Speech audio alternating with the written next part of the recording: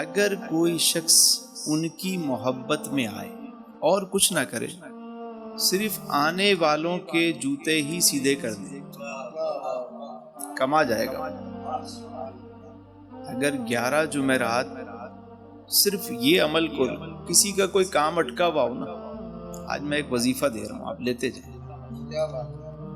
11 جمعرات محفل میں آپ آئیں، صرف لوگوں کے جوتے سیدھے کر کے رکھیں، ایک کپڑا رکھیں جیب میں ڈسٹنگ کے لیے، جو میلا ہو اس کو صاف کریں اور اس کو سیدھا کر کے رکھیں۔ اگر آپ کی مراد پوری نہ ہو تو پھر کہیے، صرف ان کے لیے، ان کی محبت میں کہ حضور کی محفل سجی ہے اور یہ میرے حضور کے مہمان ہیں، ان کی محفل میں آئے ہیں، میں ان کے جوتے صاف کر رہا ہوں۔ یہ نیت کر کے کریں، کر کے دیکھیں۔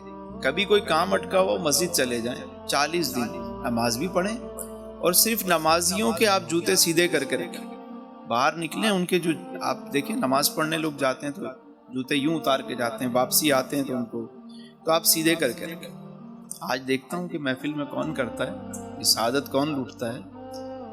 میں آپ کو اپنی بات بتاؤں تو یہاں میں بیٹھا ہوں تو میں صرف یہ جوتیاں سیدھی کرنے کی وجہ سے ہی بیٹھا۔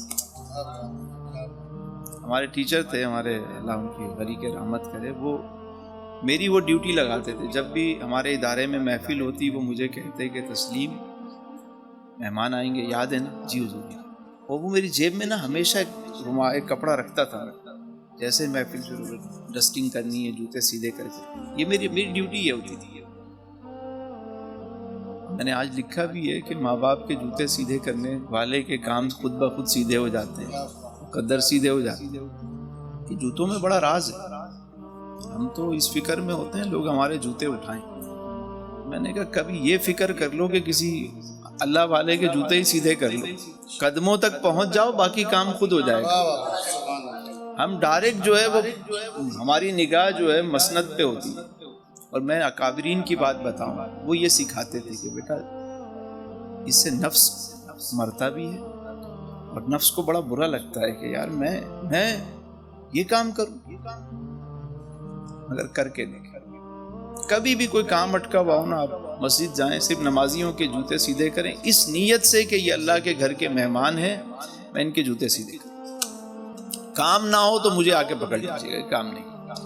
ایک موچی تھے بابا، وہ پیشے کے لحاظ سے تو موچی تھے، جوتوں کو کرتے تھے، لیکن مستجاب الدعوت تھے۔ ایک وقت آیا کہ لوگ ان کے پاس جوتے لے کے کم آتے اور دعا کرانے زیادہ آتے تھے۔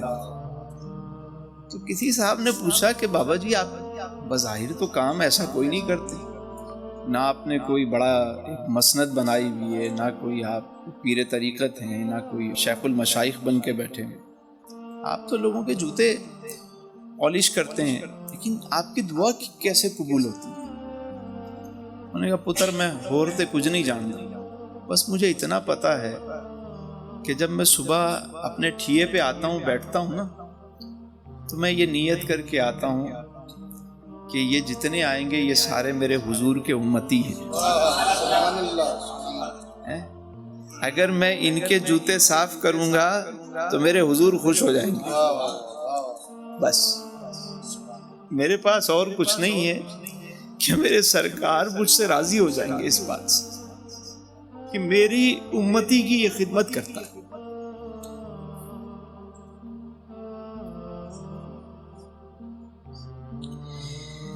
تو میں تو جب جوتے پالش کرتا ہوں میں بڑے دل سے یہ کام کر رہا ہوں کہ حضور کا امتی آیا، واہ واہ۔ کہنے لگے پتہ ہی نہیں چلا کہ کب میری دعا قبول ہونا شروع ہوگا، میرا اور کوئی عمل نہیں ہے۔ جے میں ویکھاں عملاں ولے، کچھ نہیں میرے پلے، جے ویکھاں صحیح رحمت تیری۔ ہم لوگ سوچتے ہیں بڑے بڑے وظیفے ملیں، کوئی ہمیں کوئی اس میں اعظم مل جائے، کوئی فلاں چیز، وظیفے یہی ہیں، شروعات یہاں سے ہوگی۔ یہ ادب کی پہلی سیڑھی ہے۔ آپ بس اپنے ماں باپ کے، اپنے اساتذہ کے، اپنے بڑوں کے کو رسپیکٹ دینا شروع کریں۔ حضور کی محفل میں آنے والوں کو آپ کہیں یہ حضور کے مہمان آئے۔ ایک مرتبہ علی بھائی عجیب اتفاق، ہم لوگ بغداد شریف گئے ہوئے تھے، تو بڑی سعادت کی بات کہ مطلب بغداد شریف کا بلاوا ہے. وہ وہاں پہ لائن میں نا لگ کے جب لنگر خانے میں جاتے تھے تو لمبی لائن ہوتی تھی، ہم بھی لائن میں لگ جاتے تھے اور اندر جاتے تو کبھی لنگر کچھ ہوتا، کبھی مختلف اقسام کی چیزیں بن رہی ہوتی، کبھی دال روٹی ہوتی، کبھی گوشت ہوتا، کبھی مچھلی. وہ روٹین کی 2-3 چیزیں تھیں وہی. اب یہاں آتے ہیں جیسے دال گوشت مل رہا ہوتا ہے، روزانہ ہر جمعرات کو دال گوشت دی ہے ہر طرح کوئی. تو وہ میرے ساتھ کچھ دوست تھے، مجھے کہنے لگے کہ یہ جو فلاں صاحب ہیں آپ کے جاننے والے ہیں. میں نے کہا ہاں واقفیت تو ہے میری. کہ نہیں یہ لوگ نا جب لنگر کھانا بند کرتے ہیں نا اندر بیٹھ کے خود کھانا کھاتے ہیں. میں نے دیکھا ہے یہ لوگ سب الگ دسترخوان لگاتے ہیں اور یہ سب بیٹھ کے کھاتے ہیں، کیونکہ اپنے لیے کوئی بڑھیا چیز بناتے ہوں گے، کوئی خاص مرغ مسلم ہوگا تو VVIPs کے لیے الگ ہوتا ہے نا سیٹ اپ. ذرا یہ ذرا میں نے دیکھا کچھ اور مہمان بھی جاتے ہیں تو کوئی سالم بکرا ہوگا، کوئی ہوگا نا سجی، کوئی مندی، کوئی اسپیشل ڈش ہوگی.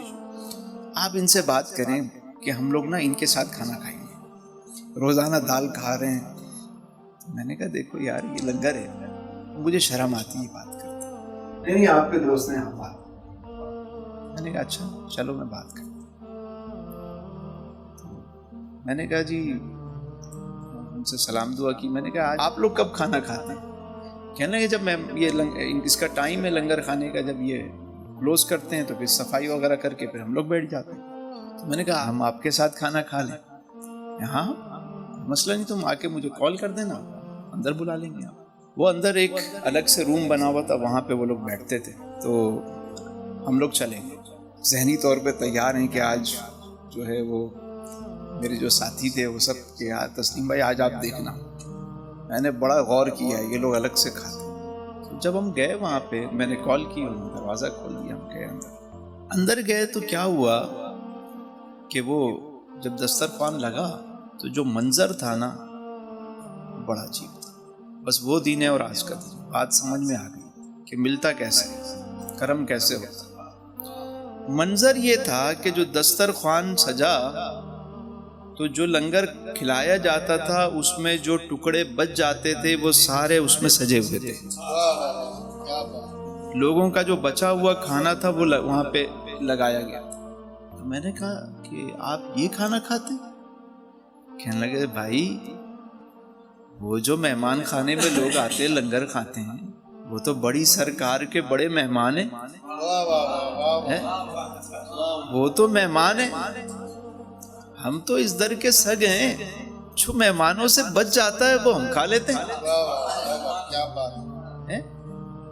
جو مہمانوں سے ٹکڑے بچ جاتے ہیں وہ ہم کھا لیتے ہیں. اور میں نے دیکھا جس محبت اور جس عقیدت سے وہ اس کو کھا رہے تھے. آئے ہائے بات سمجھ میں آ گیا کام کیسے ہوتا ہے. ہم ہمیشہ بس وہ VVIPs اور ان کلچر وہ ڈھونڈ رہے ہوتے ہیں، جبکہ معاملات ادھر ہوتے ہیں. یہ وظیفے ہیں. اگر چاہتے ہیں کہ کچھ ملے، جو خدمت آپ کرتے ہیں کبھی بس یہ سوچ کے کریں کہ میرے حضور کی محفل میں آنے والوں کی ہم خدمت کر رہے ہیں. بس نیت یہ ہے. کبھی بھی آئیں کسی کے لیے نہ آئیں، کسی بندے کے لیے نہ ہو، بس ان کے لیے. آپ ان کی محبت میں کوئی کام شروع کر کے دیکھیں. چلیں آج ایک نیت کریں، بڑی رات ہے، ایک نیت کریں، سب کریں اور آپ کر کے دیکھیں، آپ پھر کرم دیکھیں. ایک وظیفہ تو یہ ہوا کہ 40 دن کوئی کام اٹک گیا ہو تو آپ مسجد میں صرف جوتے سیدھے کریں. نیت یہی رکھیے کہ یہ اللہ کے بندے ہیں، اللہ کے گھر آتے ہیں، یہ نیک لوگ ہیں، بس میں ان کے جوتے سیدھے کروں گا، میرا مالک خوش ہو جائے، میرا کام ہو جائے. نیت یہ ہے.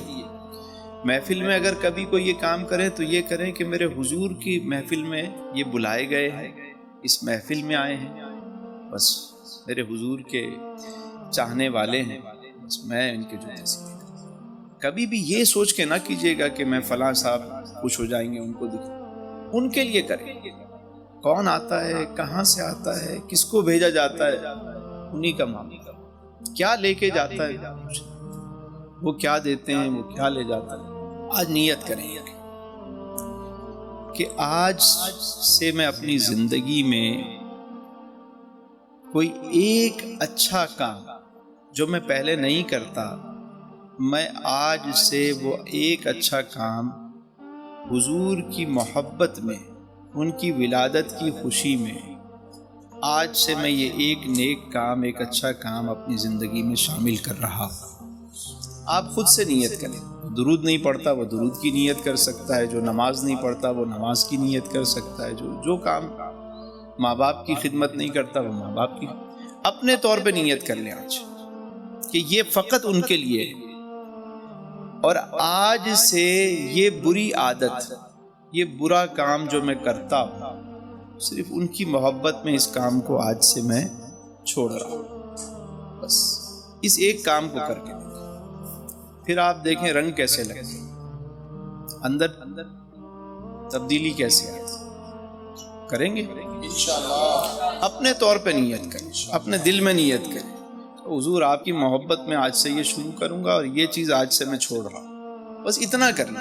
آپ دیکھیے گا ایک ان کے لیے آپ چھوڑیں، کئی ویسے ہی چھٹ جائیں گے۔ ایک کام ان کی محبت میں شروع کریں اچھا، کئی نیک کام خود بخود شروع ہو جائیں گے۔ یہ وظیفہ اللہ تعالیٰ آپ سب کو آسانیاں عطا فرمائے اور آسانیاں تقسیم کرنے کا شرف عطا فرمائے۔